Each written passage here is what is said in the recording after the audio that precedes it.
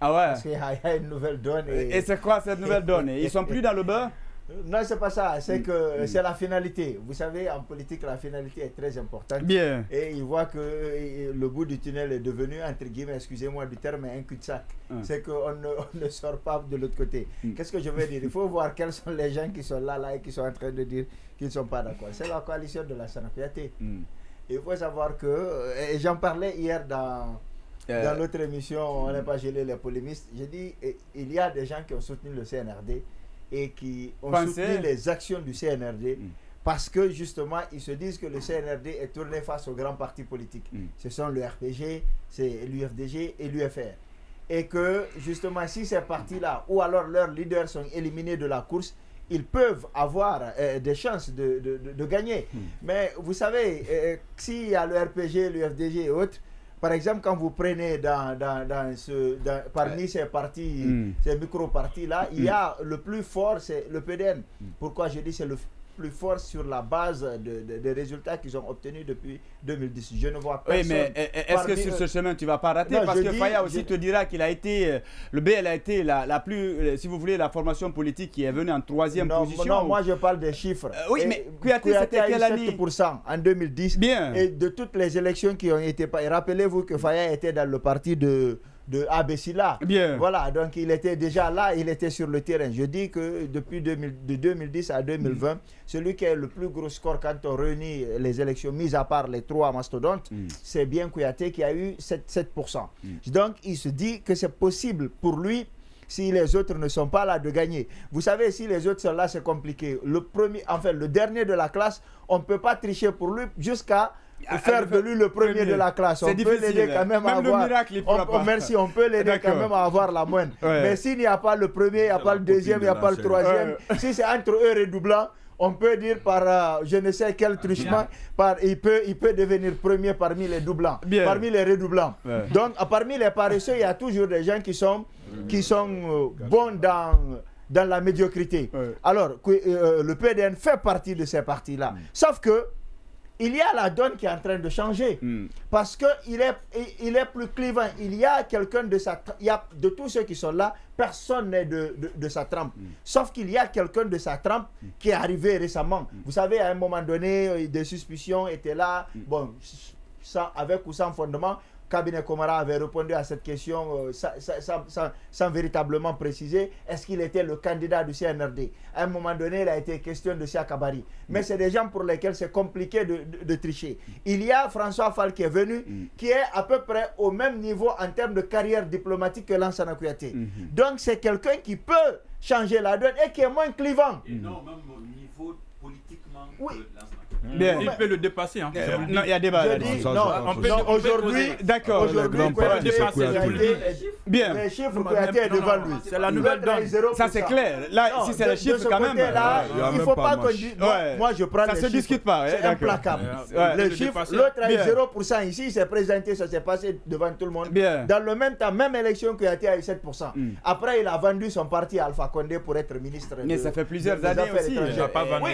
Et surtout qu'il a été quasiment absent de l'échiquier politique pendant plusieurs années. Il n'a pas vendu. Au compte, c'est lui qui a aidé Alpha Condé financièrement. Il faut pas... Non, il a déçu. Non. Ah oui, mais même ça, la précision a été apportée et ça n'a pas été démenti. On se rappelle, le ministre Tibou a dit dans cette émission, ou Makandera d'ailleurs, le montant qu'il a donné et ça a été remboursé. Mais on a vu toute la logistique de Kouyaté pendant les campagnes. Non, ça fait... D'accord, alors on y va, bien. Oui, mais moi je ne parle même pas de Kouyaté. Je dis que Fall a... Alors on y va. C'est ça la... Oh là là, c'est alors on y va. Combien? Bien. Alors on y va. Il a vendu à combien? Il a fusionné. À pour être ministre des Affaires étrangères. Bien, Yassine va continuer. C'est ça le prix. C'est ça le prix. Ministre des Affaires étrangères. C'était même secrétaire général de la présidence. Il a été ministre des Affaires étrangères. C'est clair. Bien. Ça s'est passé. C'est clair. Le décret a été lu, on était tous vivants et bien. Avant d'y aller. Allez-y.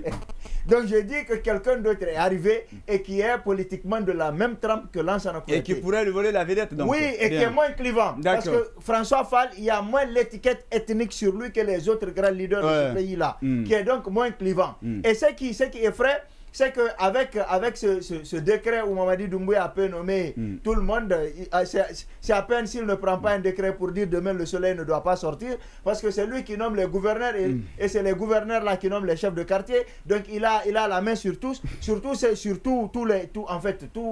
toute la vie de la nation. Donc on s'est dit que peut-être s'il organise les élections et qu'il veut que ce soit qu'un autre que ceux qui pensaient qu'ils allaient être présidents, qui prennent le pouvoir, il a toute la latitude de le faire. Parce qu'encore une fois, comme je le disais avec un procureur ce matin, ce n'est pas à la CENI qu'on triche, c'est bien avant ou alors bien après. Donc il y a beaucoup de choses à dire par rapport à ça. Et ce que je dis aujourd'hui, c'est que ces gens-là comprennent qu'il y a des difficultés. Et puisqu'ils ont senti que le pouvoir ne leur tend pas forcément les mains, ils sont en train de faire la même chose que ceux qui ont refusé. Ceux qui ont refusé le dialogue, qu'est-ce qu'ils avaient dit? Ils disent les conditions ne sont pas réunies. Nous voulons que le dialogue se fasse de telle façon plutôt que de cette façon-ci. Qu'est-ce qu'ils sont en train de faire? Nous ne voulons pas rencontrer les facilitatrices. S'ils étaient dans la vraie logique, qu'est-ce qu'ils allaient dire? Non, comme les facilitatrices sont venues, elles veulent nous parler, parlons. Mais cette fois-ci, qu'est-ce qu'ils ont dit? Non, un non catégorique. Nous refusons. Il faut réunir tout le monde. Comme ça, c'est plus transparent. Mais les autres, quand ils avaient demandé plus de transparence, ils avaient dit qu'il n'y a pas question de revenir. Qu'est-ce qu'ils ont dit? Comme qu'il n'y a pas question de revenir. Il faut que le train du CNRD continue et les laisse à quai. Comme ça, ils vont comprendre. Vous savez, j'ai appris dans la saga des Serewa, le mal, c'est comme un jet d'urine. Les dernières gouttes finissent toujours entre les pieds de celui qui se soulage. Et c'est ce qui est en train de se passer aujourd'hui. Voilà ce qui est bien dit. Alors, Thierno, par rapport justement à cette actualité, est-ce que vous comprenez leur inquiétude? Est-ce que cette réaction, par exemple, de Baouri, de Dr Faya Milimono, de l'UFDG et quasiment tous ces leaders politiques, est-ce que ça s'explique par le divorce avec le pouvoir en place ou tout au moins par une crainte de confiscation de pouvoir? Non, on ne sait pas ce qui se passe véritablement, mais ce qui reste évident, c'est que ce n'est plus le parfait amour entre ce club de leaders politiques et la gente. Ce club qui a laissé son image s'effriter à un moment donné, au point qu'il soit, ces leaders-là, perçus comme les véritables idéologues en réalité de la gente. Parce que la mouvance présidentielle du moment. Il s'obstinait à tout moment à pouvoir justifier, à trouver les mots et à aller dans les lois, trouver les articles nécessaires pour justifier toute prise de position à un moment donné par la gente. On se souvient de professeur Zogbelemou, qui était un juriste reconnu et puis respecté, mais qui avait pu quand même dire que oui, Alpha Condé pouvait changer ou modifier la Constitution. On sait qu'il y a des gens qui sont dans la nature comme ça. Ils peuvent à tout moment, nos amis juristes, dont deux sont en face de moi, ils ont la possibilité, je vis juste de leur exprimer, de leur exprimer le besoin. Ils peuvent trouver les articles nécessaires bien sûr. Ça y est, tu prends une position, on trouve l'article qui te réconforte. Allez, on y va, viens. Allez, on y va, allez-y. C'est comme bien, d'accord, on y va. Oui, allez-y. Ils savent le faire.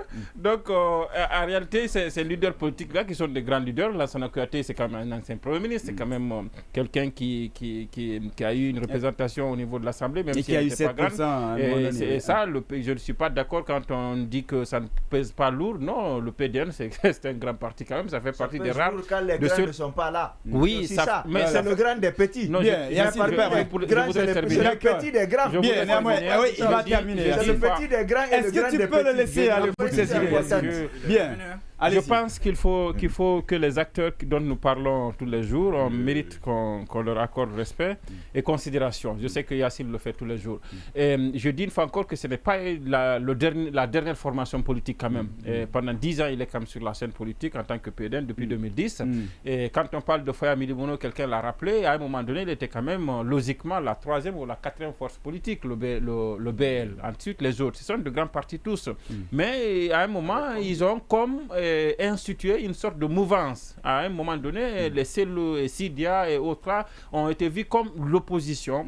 Mais quand vous regardez un peu la chronologie, quand il y a eu à un moment, le premier c'est Bahouri. Bahouri qui était vraiment très pertinent dans ses analyses à vouloir expliquer que non, le CNRD a raison, le CNRD a raison, il a raison, même s'il n'a pas raison, il a raison. Ouais. Et c'est à un moment donné, c'est lui, Bahouri, qui s'interrogeait sur le respect des 24, le délai de 24 mois. Après, on a quand même Lansana Kouyaté qui, lui aussi, parle du recensement général de la population. Il dit que ce n'est pas important pour une transition. Alors que c'est eux qui avaient validé effectivement les 10 étapes de la transition quand on a appelé au dialogue. On va dire ils ont refusé. Maintenant, c'est eux qui sont en train de revenir petit à petit sur leur discours antérieur et prendre une nouvelle position et désormais être peut-être l'opposition, pas l'opposition dure comme les Cellou, mais peut-être ils vont devenir une opposition modérée. Non, républicaine. Républicaine finalement. Républicaine.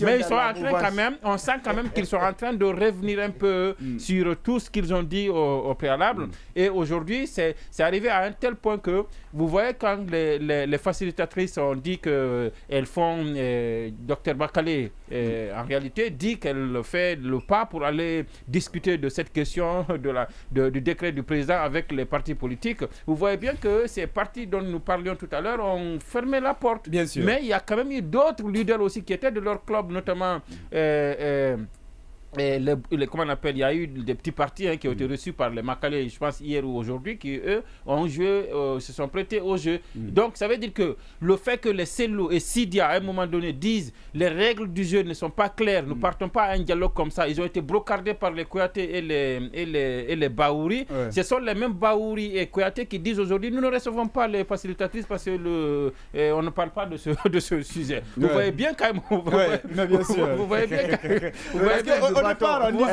qu'à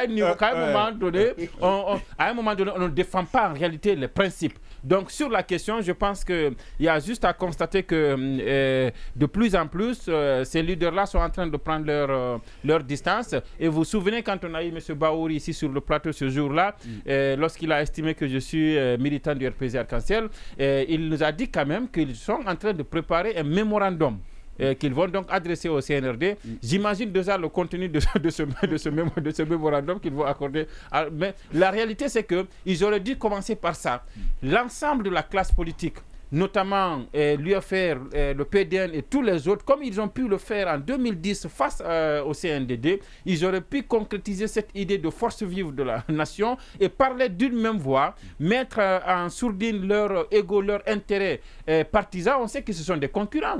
Cellou veut être président, Kouyaté veut être président, et Sidia ne mérite pas la présidence mieux que Bahouri, ils sont tous des Guinéens. Après, c'est les élections qui peuvent départager, savoir qui doit être là. Mais à un moment donné, ils avaient quand même besoin de mettre de côté leur ego, leur jalousie, leur querelle et défendre les principes. Les principes étaient quoi? C'était intransigeant sur le fait que c'est une transition et qu'on doit en sortir dans un délai raisonnable. Et tous auraient pu mettre pression sur la junte, mais aujourd'hui, les gens ont joué sur ces guéguerres qui existent au niveau de la classe politique. On est en train de célébrer bientôt le 2e anniversaire d'une transition qui n'a même pas encore commencé et qui pouvait se faire en un an. On se souvient, le départ, la CEDEAO avait même parlé de 6 mois. Les gens ont pensé que c'était impossible, qu'on pouvait aller à 18 mois. Aujourd'hui, les mêmes gens ont fait 24 mois et ils n'ont même pas encore commencé les choses. Et ça, ils ont eu la bénédiction de certains partis politiques qui ont joué le jeu et ils ont réussi à noyer le débat. Chaque fois que le vrai débat s'est posé, ils ont réussi à sortir de nouveaux sujets qui ont été entretenus justement par les Kouyaté, les Bahouri et les autres, et qui aujourd'hui peut-être pensent qu'ils ne tirent plus leur épingle de jeu. Il y a de nouveaux acteurs qui viennent, notamment Loussé-Fall. Il y a de nouveaux acteurs qui viennent et qui prennent peut-être entre guillemets leur place. Et c'est en ce moment qu'eux aussi, ils font ce que le Sidia avait fait. Ils disent non, on ne participe pas, on pense que c'est pas clair, on va faire un mémo. Je pense que ce n'est pas clair. Il faut respecter le peuple de Guinée. Je pense qu'il faut jouer le jeu démocratique et défendre surtout les principes. Défendre surtout les principes. Alors, Diallo, par rapport justement à cette question-là, pourquoi, en tout cas, le CNRD, ou tout au moins le colonel Mamadi Doumbouya, tient mordicus à ce que cette décision ou ce décret rentre en vigueur avant même qu'on ne commence à parler d'élection. Est-ce qu'il prépare le futur ou c'est quoi l'objectif? Ce décret, en plus qu'il soit conflictogène, illégal et inopportun, ça confirme pour les uns et les autres la volonté du pouvoir du CNRD de rester ou d'avoir un candidat. Puisque vous savez que c'est un levier important au moment des élections. Pour celui qui connaît comment les élections se déroulent en République de Guinée, les chefs de quartier constituent quand même des acteurs majeurs. Et généralement, tous les pouvoirs auxquels on a reproché des machinations ou des fraudes se sont basés sur ces chefs de quartier pour remplir les fraudes pour lesquelles on les reproche. Alors du coup, moi, ce que je pourrais rappeler de façon fondamentale, c'est que ce décret, vous savez que vous parlez du bloc qui est également très proche du CNRD, qui condamnerait un peu ce décret. Moi, je ne pense pas qu'il y a de la sincérité. En fait, c'est mon idée. Peut-être que l'idée peut être un peu isolée, mais moi, je pense que ce bloc-là voudrait mettre la barre très haute pour être appelé. Vous savez, quand vous êtes dans le camp d'un parti, généralement, à force de se taire et de se confondre, si vous mettez du blanc sur du blanc, on ne va pas vous voir. Alors, du coup, ce que ces partis-là font, c'est placer la barre très haute pour que le CNRD se rappelle que nous, les alliés, nous sommes là. Attention, vous ne pourrez pas faire seul. Et peut-être que si, au moment même de partager ces chefs de quartier, ils auront leur chef de quartier. Puisqu'en général, ce sont les listes qui sont proposées et données au gouverneur. Le gouverneur ne connaît pas dans une entité, dans une ville, peut avoir plusieurs quartiers. Et donc, ça veut dire que ces entités-là ne peuvent pas se redorer le blason pour dire attention en faisant semblant d'une certaine opposition. Moi, ce qui m'écoeure un peu, c'est parce que l'autre facteur, dans la même logique, si un chef de quartier est nommé, il est clair qu'il va penser qu'il est redevable à celui qui l'a nommé. Alors que s'il est, il est vraiment quelqu'un qui fait l'unanimité dans le quartier, ses décisions peuvent être légitimes. Moi, je ne connais pas le chef de mon quartier. Mais pour l'instant, et sincèrement, je ne le connais pas du tout. Oui, pour l'instant, Bien, allez-y. Pour l'instant, le décret, moi je pense que le débat s'est ouvert sur le fait de savoir si ce décret peut être rapporté, mais comment. Certains juristes disent que c'est un peu un recours pour excès de pouvoir, mais moi je pense que c'est même pas nécessaire. L'atteinte est tellement grave qu'elle ne peut pas faire l'objet d'un recours pour excès de pouvoir. Par contre, la loi, elle est claire. Permettez-moi de lire l'article qui pourrait attaquer ce décret. Et d'ailleurs, n'importe qui peut le faire. C'est pas... Ah ouais? Oui. Donc, ça ne demande pas, n'importe qui. Alors, rappelle, l'article 92. Le recours en question est intitulé c'est l'article 99 sur la loi organique portant sur la Cour suprême. Alors, l'article 99 intitule un tel type de recours s'appelle le recours en déclaration d'inexistence.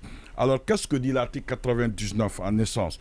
Le recours en déclaration d'inexistence a pour objet de faire juger qu'à raison de la gravité des irrégularités entachant la décision attaquée, celle-ci n'a aucune existence juridique. Et pourquoi je le rappelle? Puisque le président de la République a agi sur un domaine législatif. C'est clair. Ce n'est pas un domaine réglementaire.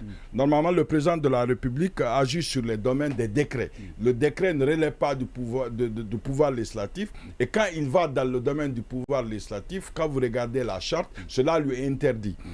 Et quand, donc, je continue, celle-ci n'a aucune existence juridique. Ce recours est dispensé du ministère d'avocat et il n'est soumis à aucune condition de délai. Ça veut dire que le temps n'est pas un obstacle pour attaquer cette décision. Je demande aux Guinéens, n'importe quel Guinéen, d'aller à la Cour suprême, d'attaquer la décision, mais ça ne peut pas. Puisque si on admettait que c'est un recours pour excès de pouvoir, il y a des délais de recours. Je pense en Guinée, c'est 2 mois. C'est 2 mois. Donc, si ces délais passent, l'acte en réalité rentre dans la vie juridique et même s'il est illégal, il doit s'exécuter. Donc, voilà un peu la situation. J'invite tous les bons Guinéens, les partis politiques, Oui, c'est des bons Guinéens, hein, c'est vrai. Parce que si nous permettons au président de la République de quitter le camp de l'exécutif et aller dans le camp de législatif, ou un jour il va aller dans le camp du judiciaire, il va dire que le pouvoir va se faire à la présidence. Il va dire n'envoyez plus vos pouvoirs à la Cour suprême, envoyez à la présidence. C'est extrêmement important de dire vous savez déjà que les pouvoirs dans les tribunaux, on n'envoie plus à la Cour d'appel, on envoie au ministère de la Justice. Non, moi je pense, sur le plan de la loi, il faut éviter la confusion. Et je pense même, si le président de la République ne respecte pas ses engagements constitutionnels, on sait les conséquences. Normalement, le président de la République est tenu par ce qui est écrit dans la Constitution. Dans le cas échéant, normalement, on connaît l'infraction pour laquelle il pourrait être poursuivi. C'est du parjure et ça, ce ne serait pas bon. Espérons que le président de la République va considérer que ça n'existe pas. Et je pense qu'il a un peu peur parce qu'on a envoyé les facilitatrices là, je pense, sonder les gens pour savoir qu'est-ce qu'il faut en faisant semblant. Au lieu d'envoyer des facilitatrices, il faut au moins retirer le décret, ça fait moins de problèmes en respectant la loi. Oui. Et je pense que il y a même un téléspectateur qui dit, oui, Moustapha, par rapport justement, de part et d'autre, les inquiétudes sont évoquées. Et certains n'hésitent même pas justement à exprimer leur volonté de ne pas accepter si toutefois le décret-là restait maintenu. Oui, c'est quand même grave. Hein. Je crois que, comme on l'a toujours reproché au CNRD, ils sont dans leur logique solitaire, ils pensent que le pays leur appartient, ils font ce que bon leur semble. Je crois que des dispositions comme ça méritent concertation quand même entre les acteurs majeurs. Ça, c'est très important. Et par contre, ce que je reproche à la classe politique, je crois que M. Diallo l'a abordé, c'est faire des bruits dans le désordre au lieu d'attaquer des dispositions avec des dispositions légales. Au moins, ça c'est une occasion, une belle occasion pour tenter quand même, essayer la justice guinéenne pour aller attaquer cette décision à la justice, parce que c'est quand même grave. C'est lui a tenté, mais ça n'a pas empêché la démolition de sa maison. Les contextes ne sont pas pareils. Ouais. Non, il ne faut pas ramener les problèmes. Non mais attendez, on parle de recours là. Non, je sais, non, attendez. Bien, d'accord. Ça c'est un problème qui concerne toute la classe politique. La maison de vraiment c'est pour lui et sa famille. D'accord, il n'y a pas de problème. Voilà, on doit faire cette différence. Il n'y a pas de problème. Finalement, il faut voir la tête des gens. Et là, c'est une atteinte, malheureusement, en tant que sociologue, je sais que le modèle de la décentralisation guinéenne est l'une des meilleures. Et si c'est l'une des meilleures, c'est parce qu'on a des dispositions comme celle-ci qui viennent d'être vraiment effacées, qui font de notre décentralisation un meilleur modèle. Et malheureusement, avec tous les acquis qu'on a, je crois que s'il y a une disposition en Guinée qui a été favorablement accueillie l'ensemble de la classe politique, c'était cette disposition du code électoral qui fait non, pas du tout. J'en viens. Qui a été favorable. Bien sûr, ça a été favorablement. Il y a eu un débat. Bien sûr, je sais, mais ça a été adopté. Il y a eu des contestations, ça a été adopté. J'en viens, il y a eu des cas. Bien, terminé. On va le laisser. C'est vrai qu'il y a les petits partis n'ont pas accepté. Je sais pourquoi ils ne l'ont pas accepté. Mais je sais, tous les grands partis qui représentaient l'essentiel de l'opinion guinéenne, on l'ont adopté. L'UFDG, l'UFR, le RPG, etc. Et on leur a même reproché que parce que c'est eux qui sont favorisés par rapport à ça. Il y avait l'UFR. Il n'y avait pas l'UFR. Non. Il n'y avait pas l'UFR. C'est le RPG et l'UFDG, ces alliés. Les deux font dire carrément 90% de l'électorat guinéen. Mais 90%. En fait, la démocratie, c'est la loi de la majorité. Je crois qu'on peut avoir pas de l'autre. Prenons de la gravité de cette action-là. Moi, qui suis optimiste à ce que le CNRD n'a pas la volonté de s'accrocher au pouvoir, ça me gêne de parler parce que ce sont des actes qui vraiment aggravent la suspicion ou les soupçons de maintien au pouvoir. Je ne connais pas, je ne sais pas quelle est l'opportunité de faire ça, qu'est-ce qui se cache derrière, et surtout que c'est fait de façon solitaire sans que les acteurs majeurs ne soient associés à cette situation. Il faut aussi reconnaître la faiblesse de la disposition. Je crois que chacun a dit non, il faut qu'on en parle aussi. Je ne dis pas que c'est fait en ce moment, on radie ce tactique, c'est pas bien, mais il y a aussi des faiblesses. Parce que la collectivité locale, c'est la proximité. Ça faisait que celui qui était élu au niveau préfectoral, c'est ce parti-là qui devrait choisir, comment on appelle ça, c'est le parti-là qui devrait choisir le chef de quartier. Presque ça revient à la même chose comme une nomination. C'est-à-dire que si on présentait, il peut y avoir un candidat indépendant dans un quartier qui ne soit pas lié d'un parti qui a eu la majorité et à qui revenait le droit de choisir le chef de quartier. Cet article-là, si vous voyez, cet acte de nomination et l'ancienne disposition, il y a une ressemblance parce que le choix du chef de quartier ne reflète pas généralement de la volonté des citoyens du quartier. Ça, il faut le voir. Oui. Mais je conteste dans les deux cas, visiblement. Oui, allez-y. Mais je conteste cette façon de faire parce que cette disposition qui a été adoptée, il y a eu des débats, il y a eu des manifestations, il y a eu des morts avant qu'on en vienne là. Avant de changer ça, franchement, il fallait consulter. Il faut tenir compte, il fallait tenir compte de la position des autres. Donc, malheureusement, le CNRD est dans sa logique. Alors, cette information, on va la vérifier. Hein. Il semblerait que le patron de Wagner serait mort dans un crash d'avion. En tout cas, c'est l'agence de presse russe qui l'annonce. Et l'agence de l'aviation civile.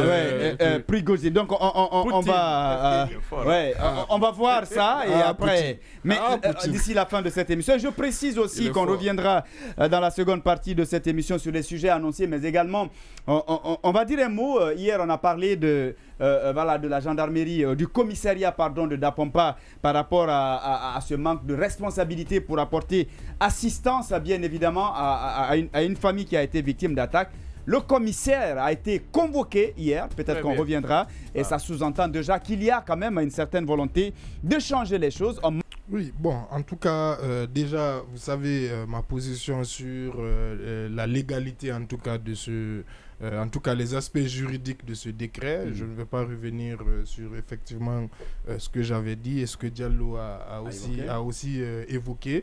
Donc, d'un point de vue juridique, ce décret ne va pas du tout. Il y a un sérieux problème. Maintenant, sur le fond, sur les questions politiques, moi, je pense d'abord, première précision, parce que j'ai entendu tout à l'heure que cette disposition était dans le cadre de la décentralisation et que c'est une marche en arrière. Il faut dire d'abord que cette disposition n'a jamais été appliquée. C'est-à-dire aujourd'hui... Ça aussi, c'est important. Non, c'est important de le préciser. C'est-à-dire les chefs de quartier qui sont aujourd'hui en fonction n'ont pas été démocratiquement élus par les citoyens des quartiers. Non seulement elles n'ont pas été désignées et nommées sur la base de cette disposition, mais elles n'ont non plus été élues. C'est-à-dire aucun citoyen n'a élu son chef de quartier. Les chefs de quartier aujourd'hui qui sont actuellement en place sont du fait du prince, j'ai envie de dire, du temps du RPG.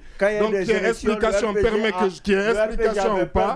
Donc pour le moment, ça n'a pas été... Donc il faut d'abord mettre ça au point d'abord. C'est la première chose d'abord. La première chose, c'est d'abord de dire que... Ça devient compliqué, Yacine. On va demander la parole, il faut noter, sinon on ne va pas se comprendre. Oui, allez-y. Voilà, donc premièrement d'abord, aujourd'hui les chefs de quartier qui sont aujourd'hui en poste ne sont ni élus démocratiquement par les citoyens de ces zones et ne sont ni élus conformément à cette disposition du code électoral. Donc maintenant, ça c'est la première des choses. Deuxième des choses, moi je suis d'accord avec... D'abord, je veux préciser, c'est normal que bien entendu, lorsqu'on dit que les partis politiques qui étaient pro-CNRD, mais moi j'ai toujours pensé que ces partis politiques-là jouaient leur partition de manière légitime. Parce que d'abord, c'est des partis politiques, chacun joue sa partition avec les moyens, avec le poids qu'il a, parce que la vie politique, ce n'est pas une vie statique. Un parti peut avoir une année 1% et avoir 5 ans, et avoir le double ou 10% les années d'avant, selon les décisions, selon la politique, selon la capacité à varier, selon la capacité à saisir les opportunités des partis. Donc que ces partis-là, aujourd'hui par exemple, les partis qu'on dit plutôt favorables au CNRD critiquent cette décision et demandent à ceux qui soient reçus tous ensemble pour pouvoir en discuter. Moi je pense que c'est légitime et ce n'est pas forcément ni un divorce, ça ne dit pas forcément un divorce, parce que moi je n'ai jamais pensé que ces partis justement étaient des béni-oui-oui du CNRD, mais dans leur positionnement idéologiquement, dans ce qu'ils espéraient, ils estimaient qu'au stade où ils en étaient, les positions du CNRD concordaient avec les leurs. Donc si aujourd'hui, sur d'autres questions, les positions ne concordent plus, c'est normal, c'est légitime aussi de venir le clamer et de chercher à trouver une solution. Et on n'en est pas encore en train de claquer, par exemple, le cadre du dialogue ou bien de devenir une opposition. On n'en est pas là. Et quand on regarde aussi, dès le départ d'abord, tous les partis politiques ont adoubé dans un premier temps le CNRD. Je parlais tout à l'heure des 6 mois de la CEDEAO. Il n'y a pas un seul parti politique ici qui a approuvé ce délai de 6 mois, qui a dit qu'on pouvait faire la transition en 6 mois. Après le 5 septembre. Oui, on a plutôt dit qu'il ne faut pas refaire les erreurs du passé. Exactement. Il faut faire les choses normalement. Voilà, donc même après, les grands partis ont évolué aussi quand les circonstances ont évolué. Donc maintenant, la question qui se pose d'abord, c'est ces chefs de quartier. Est-ce que ça va être eux? Parce que si on regarde aujourd'hui le code électoral qui va en tout cas nous mener aux prochaines élections n'est pas encore adopté. Et on disait tout à l'heure que c'est ce code électoral qui définissait les modalités de désignation des chefs de quartier. Maintenant, est-ce que avant à l'adoption de ce code électoral, on va justement trouver, à travers après le dialogue, trouver des moyens d'avoir d'autres modalités? C'est une question qu'il faut mettre sur la table. C'est des questions où les acteurs doivent dialoguer entre eux pour trouver les meilleures voies. Mais je pense qu'il n'y a pas encore péril en la demeure à ce sujet. Et maintenant, sur le fait qu'effectivement, on prête des intentions au CNRD pour pouvoir justement jouer. Tout ça dépend d'abord de quel rôle auront les chefs de quartier dans les élections qui vont à venir. Et comment aussi ces chefs de quartier, peut-être il n'est pas trop tard, comme on a parlé d'un arrêté d'application, pour aujourd'hui s'entendre sur les modalités de désignation de ces chefs de quartier. Une chose est sûre, le CNRD doit écouter les acteurs qui à juste titre dénoncent le décret unilatéral, parce que justement avant on pouvait dire que le CNRD pouvait s'appuyer alors par exemple sur une partie de la classe politique, mais quand justement cette partie de la classe politique en tout cas justement donne des revendications, je pense que il faudrait, pour le CNRD, il faudrait écouter et il faudrait voir comment rapporter ce décret. Parce qu'il n'y a pas de mal à cela. Il n'y a pas exactement. Il faut pas qu'il y ait justement ce côté aussi, un côté un peu orgueilleux ou non, c'est-à-dire la vie aussi de la cité à un moment donné, c'est aussi les désaccords, c'est aussi le dialogue. Et je pense que justement ces acteurs-là sont des acteurs quand même responsables et qui pourront trouver des voies et moyens de pouvoir sortir de cette situation. Voilà ce que Oscar, sur cette question. Qu'est-ce qui se passe véritablement? Est-ce qu'on va dire que la confiance renouvelée au colonel vole en éclats? Non, c'est une diversion seulement. Diversion? Oui, bien sûr. Parce que déjà, ces dispositions-là existent déjà, comme Baïla l'avait dit, et qui n'ont jamais été appliquées.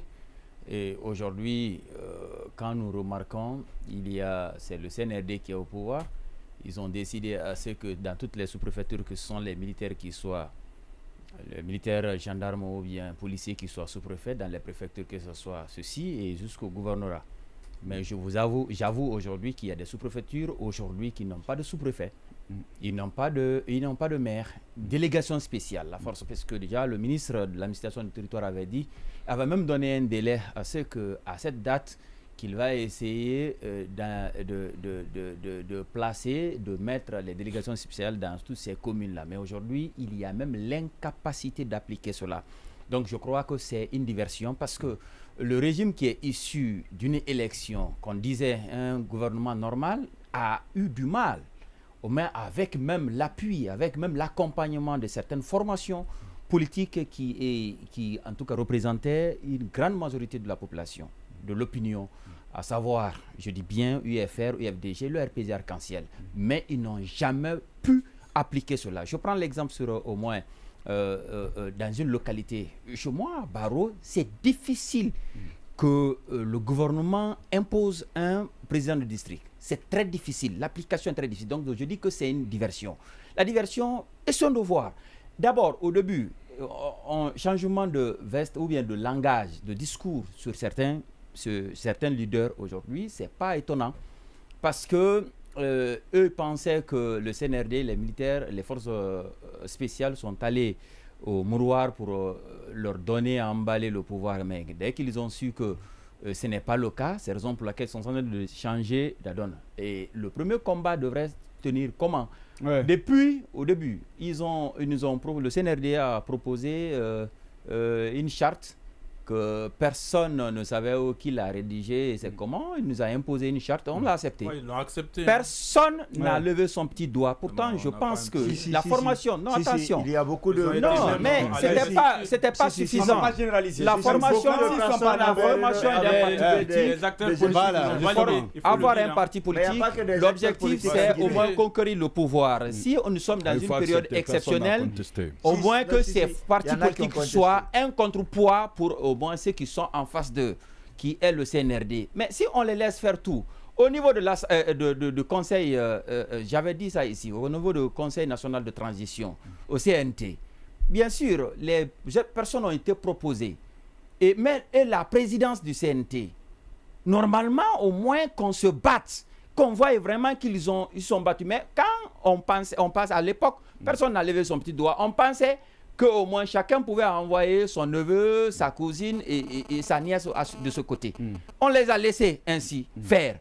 Et par décret, on a mis quelqu'un à la tête de CNT. Personne n'a rien dit. Alors, dans les sous-préfectures, on dit automatiquement, parce que ce sont les forces de défense, de sécurité qui sont au pouvoir et qui font partie du CNRD, dans ce cas, au niveau de la sous-préfecture, de la préfecture et du gouvernement. Bref, on va avoir la même mise sur dans le pays. Dans tous les pays. Et ils n'ont pas pu, au moins jusqu'à présent, je connais des dizaines de localités, là où il n'y a pas de sous-préfet. Au moins, ils peuvent prendre un décret pour au moins il y a même des endroits il n'y a pas de délégation spéciale. Non seulement logiquement, ils ne sont plus le délai. Leur mandat est déjà terminé. Le ministre l'avait dit.